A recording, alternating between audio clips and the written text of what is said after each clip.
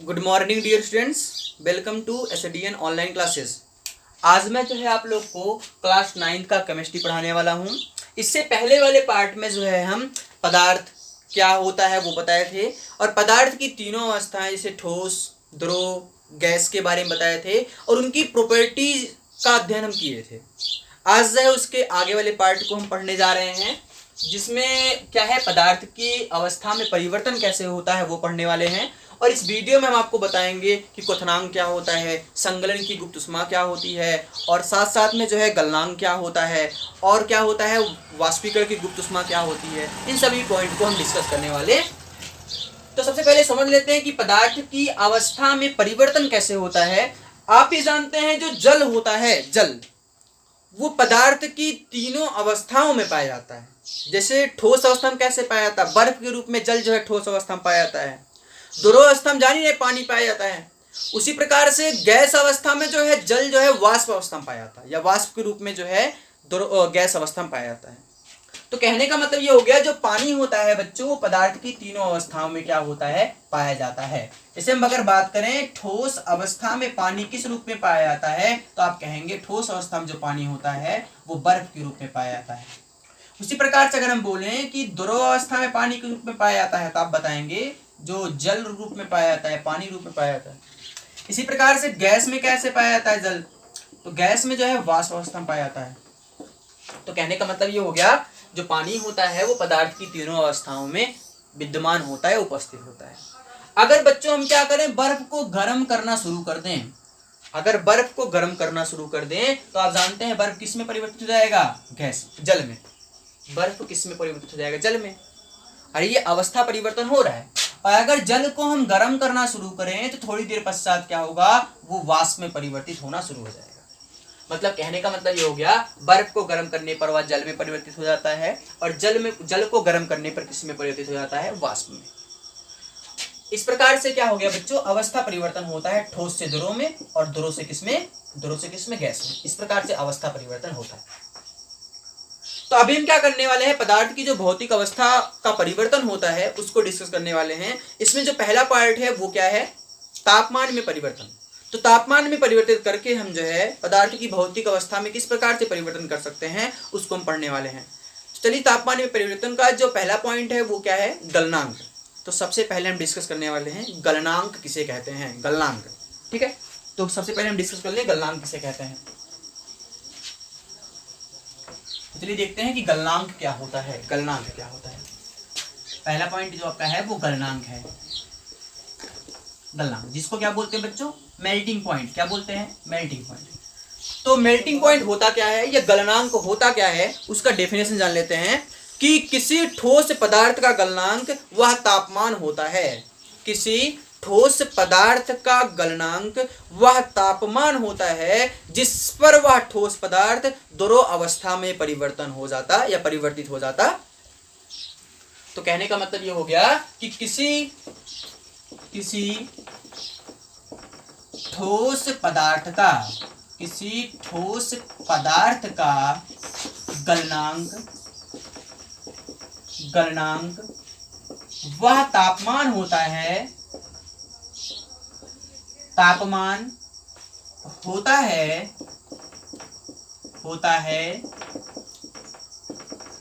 जिस पर वह ठोस अवस्था से द्रव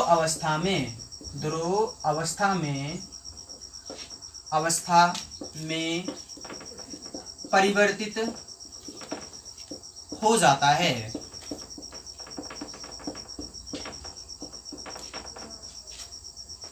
तो परिभाषा क्या है बच्चों कि किसी ठोस पदार्थ का जो गलनांक होता है वह तापमान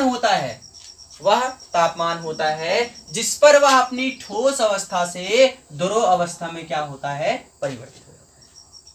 जैसे आप जानते हैं बर्फ गर्म करने में किस में परिवर्तित हो जाता है, बर्फ को अगर गर्म किया जाता है तो वो किस में परिवर्तित हो जाता है, जल में परिवर्तित हो जाता है। ऑब्वियसली जल में परिवर्तित हो जाता है। तो वह ठोस अवस्था से बर्फ किस अवस्था में परिवर्तित हो जाता है, द्रव अवस्था में परिवर्तित हो जाता है। और एक फिक्स तापमान पर ऐसा होता है। अभी ये समझ लीजिए जो बर्फ का क्वथनांक होता है और बर्फ का जो गलनांक होता है, बर्फ का क्या होता है, जो गलनांक होता है वो कितना होता है, 0 अंश सेल्सियस होता है। क्या होता है, 0 अंश सेल्सियस, या इसको आप बोल सकते हैं 273 केल्विन भी बोल सकते हैं, 0 अंश सेल्सियस बोल सकते हैं या 273 केल्विन बोल सकते हैं। तो इस प्रकार से ये क्या होता है, बर्फ का गलनांक होता है। अभी ये जान लीजिए, जैसे मान लीजिए हमारे पास एक पात्र है और इसमें हम क्या कर रहे हैं, बर्फ के टुकड़े को भरे हुए हैं। इस प्रकार से पात्र में बर्फ का टुकड़ा है, तो बर्फ का टुकड़ा है, इसमें पात्र में बर्फ का टुकड़ा है और इसको हम क्या कर रहे हैं बच्चों, हीट करना शुरू कर दिए हैं।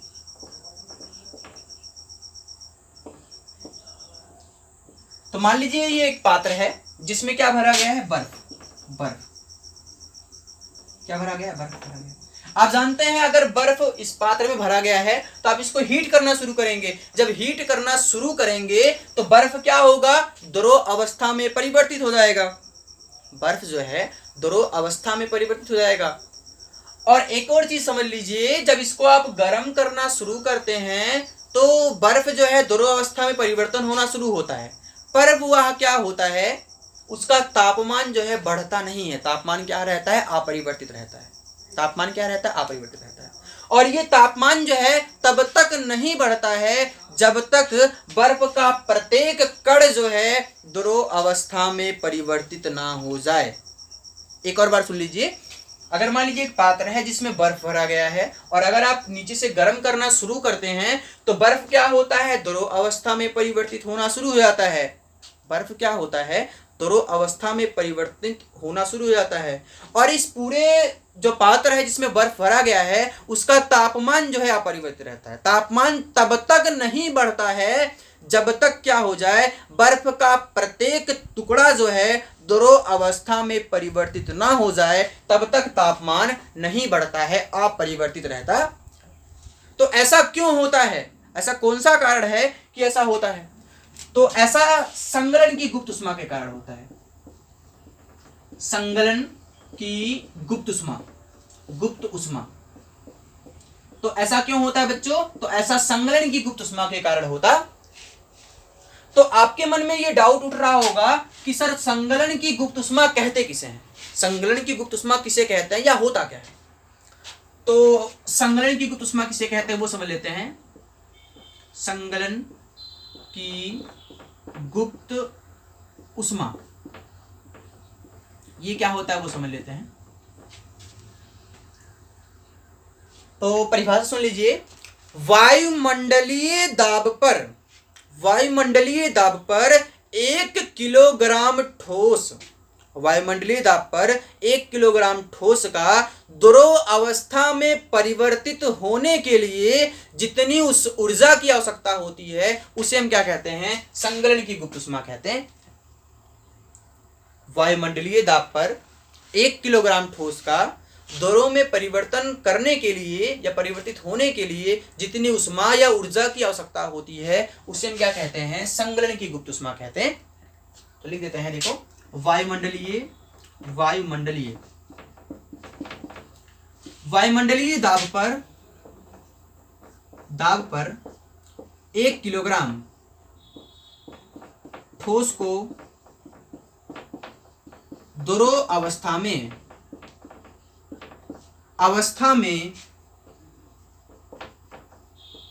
परिवर्तित करने के लिए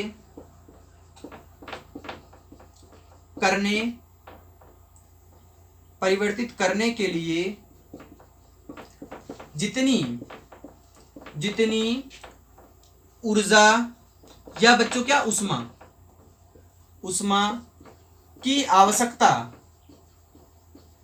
की आवश्यकता होती है उसे संगलन की गुप्त उष्मा कहते हैं। उसे क्या कहते हैं, संगलन की गुप्त उष्मा कहते हैं। तो एक बार डेफिनेशन वापस समझ लेते हैं।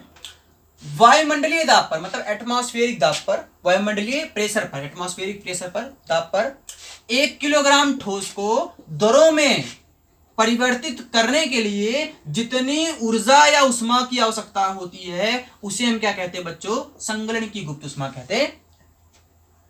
तो अब हम बात कर लेते हैं अगले पॉइंट की, जो कि क्या है, क्वथनांक। क्वथनांक क्या होता है? तो आप जानते हैं क्वथनांक क्या होता है। जैसे मान लीजिए अगर जल है, जल, तो जल को अगर आप बॉईल करना, गर्म करना शुरू कर देते हैं, जल को अगर आप गर्म करना शुरू कर देते हैं, तो थोड़ी देर पश्चात क्या होता है, वो जो जल होता है वह द्रव अवस्था में परिवर्तित होना शुरू हो जाता है। थोड़ी देर पश्चात क्या होता है, वह द्रव अवस्था में परिवर्तित होना शुरू हो जाता है। सॉरी, जैसे जल है, जल को अगर आप गर्म करना शुरू करते हैं तो थोड़ी देर पश्चात वो गैस अवस्था में परिवर्तित होना चाहता है। सॉरी, जो हम द्रव बोल चुके हैं वो नहीं है, गैस अवस्था में। तो जब जल को आप गर्म करना शुरू करते हैं तो थोड़ी देर पश्चात क्या होता है, वह द्रव से गैस अवस्था में परिवर्तित होना शुरू हो जाता है।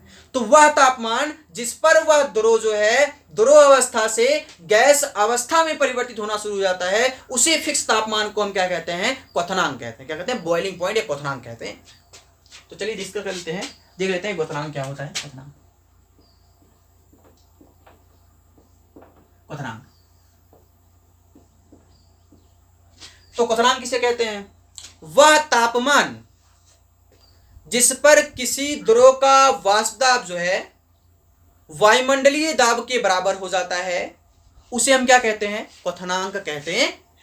तो एक बार फिर से सुन लीजिए, वह तापमान जिस पर किसी द्रव का तापमान, या ऐसा कर लीजिए कि वह तापमान जिस पर किसी द्रव का वाष्प दाब वायुमंडलीय दाब के बराबर हो जाता है, उसे हम क्या कहते हैं, क्वथनांक कहते हैं। देख लीजिए, वह तापमान जिस पर किसी द्रव का वाष्प दाब,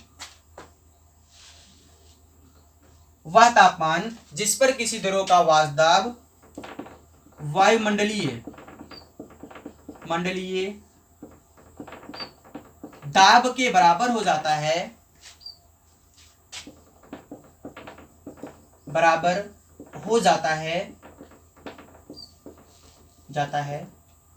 देखो, वह तापमान जिस पर किसी द्रव का वाष्प दाब जो है वायुमंडलीय दाब के बराबर हो जाता है, उसे हम क्या कहते हैं, क्वथनांक कहते हैं। यहां लेते हैं नीचे, क्वथनांक कहते हैं। तो आई थिंक आपको समझ में आ रहा होगा कि वह तापमान जिस पर किसी द्रव का वाष्प दाब वायुमंडलीय दाब के बराबर हो जाता है, उस ताप को क्या कहते हैं, द्रव का क्वथनांक कहते हैं या क्वथनांक कहते हैं। तो अभी आप समझ लीजिए, जैसे जो जल का क्वथनांक होता है, वो 100 अंश सेल्सियस होता है। जल का क्वथनांक क्या होता है, 100 अंश सेल्सियस होता है, या 100 अंश सेल्सियस के अलावा बोल सकते हैं 373 केल्विन होता है। 373 केल्विन, ये 373 कहां से आया है, 100 अंश सेल्सियस था, उसमें 273 केल्विन जोड़ दिया गया, जिसको 0 अंश सेल्सियस बोलते हैं, जोड़ा गया, जोड़ने के पश्चात जो है 373 केल्विन आया है। तो जो जल का क्वथनांक होता है वो 100 अंश सेल्सियस बोल सकते हैं या 373 केल्विन बोल सकते हैं। अब एक और चीज हम आपको बता दें, जैसे मान लीजिए ये एक पात्र है जिसमें हमने क्या करा है, जल भरा हुआ है, ठीक है, ये एक पात्र है जिसमें जल भरा गया है, और इसको क्या कर रहे हैं बच्चों, गर्म करना हम शुरू कर रहे हैं। एक पात्र है जिसमें जल भर दिया गया है और इसको क्या करा जा रहा है, गर्म करना शुरू कर दिया गया है। ये क्या है, जल है। ध्यान समझिए, मान लीजिए ये एक पात्र है जिसमें जल भरा गया है और नीचे से इसको हम गर्म करना शुरू कर दिए हैं, तो गर्म किया जा रहा है। तो गर्म करने पर क्या होता है, तो गर्म करने पर जो है तापमान बढ़ता जाएगा, पर थोड़ी देर पश्चात क्या होगा, जल जो है वाष्प अवस्था में चला जाएगा या अवस्था परिवर्तन होना शुरू हो जाएगा, और जल का कण जो है वाष्प अवस्था में परिवर्तित होना शुरू हो जाएगा। तो उस समय जो है तापमान अपरिवर्तित रहेगा। उस समय क्या होगा, तापमान अपरिवर्तित रहेगा, और उसी तापमान जब अपरिवर्तित रहता है, वह जो घटना होती है वह अवस्था परिवर्तन कहलाता है। क्या कहलाता है, अवस्था परिवर्तन। तो अर्थात कहने का मतलब यह है कि अगर आप, जैसे मान लीजिए एक पात्र है जिसमें जल भरा गया है, अगर आप इसको हीट करना शुरू करते हैं तो ये जल गर्म होना शुरू हो जाएगा। गर्म होना शुरू हो जाएगा और एक समय पश्चात ऐसा होगा कि वह जल जो है अवस्था परिवर्तन के कंडीशन में आ जाएगा और जल जो है वाष्प अवस्था में परिवर्तन होना शुरू हो जाएगा। तो जब जल वाष्प अवस्था में परिवर्तन होना शुरू हो जाएगा तो उस स्थिति में तापमान आप कितना भी बढ़ाइए, तापमान जो है अपरिवर्तित रहता है। और तापमान तब तक नहीं बढ़ेगा जब तक सारा का सारा जल जो है वाष्प अवस्था में परिवर्तित ना हो जाए। तापमान तब तक नहीं बढ़ता है जब तक सारा का सारा जल वाष्प अवस्था में परिवर्तित ना हो जाए। अब ऐसा क्यों होता है? तो ऐसा जो है वाष्पीकरण की गुप्त ऊष्मा के कारण होता है। गुप्त ऊष्मा के कारण होता है। ठीक है, तो ऐसा क्यों होता है? तो ऐसा जो है वाष्पीकरण की गुप्त ऊष्मा के कारण होता है। तो आपके मन में सवाल उठ रहा होगा कि सर वाष्पीकरण की गुप्त ऊष्मा किसे कहते हैं? वाष्पीकरण की गुप्त ऊष्मा किसे कहते हैं? तो चलिए सबसे पहले डिस्कस कर लेते हैं कि वाष्पीकरण की गुप्त ऊष्मा।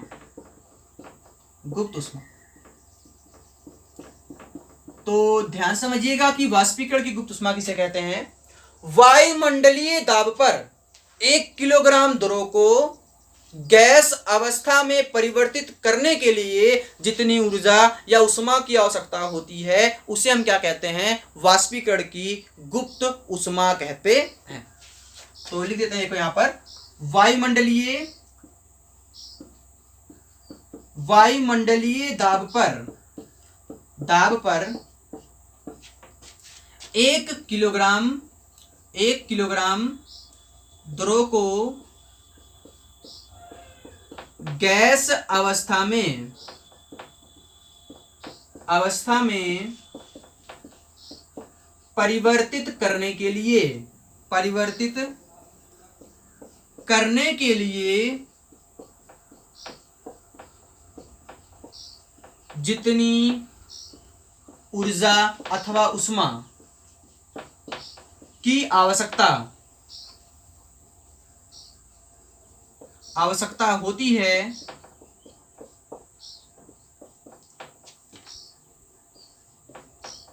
जितनी ऊर्जा या ऊष्मा की आवश्यकता होती है उसे हम क्या कहते हैं? वाष्पीकरण की गुप्त ऊष्मा कहते हैं। ऊष्मा कहते हैं। ध्यान सुनिए, वाष्पीकरण की गुप्त ऊष्मा किसे कहते हैं? वायुमंडलीय दाब पर 1 किलोग्राम द्रव को गैस अवस्था में परिवर्तित करने के लिए जितनी ऊर्जा या ऊष्मा की आवश्यकता होती है उसे हम क्या कहते हैं बच्चों? वाष्पीकरण की गुप्त ऊष्मा कहते हैं। तो अभी आपको क्वथनांक बताया गया कि क्वथनांक क्या होता है? वह तापमान जिस पर किसी द्रव का वाष्प दाब जो है वायुमंडलीय दाब के बराबर होता है उस ताप को हम क्या कहते हैं? क्वथनांक कहते हैं। और आप जानते हैं जो जल का क्वथनांक होता है वह 100 अंश सेल्सियस ताप होता है। 100 अंश सेल्सियस होता है या उसको 373 केल्विन भी बोला जाता है। और साथ साथ में आपको ये बताया गया कि वाष्पीकरण की गुप्त ऊष्मा किसे कहते हैं। और इसके अगले वाले पार्ट में आपको बताया जाएगा इसके आगे वाले टॉपिक। ठीक है, तो धन्यवाद।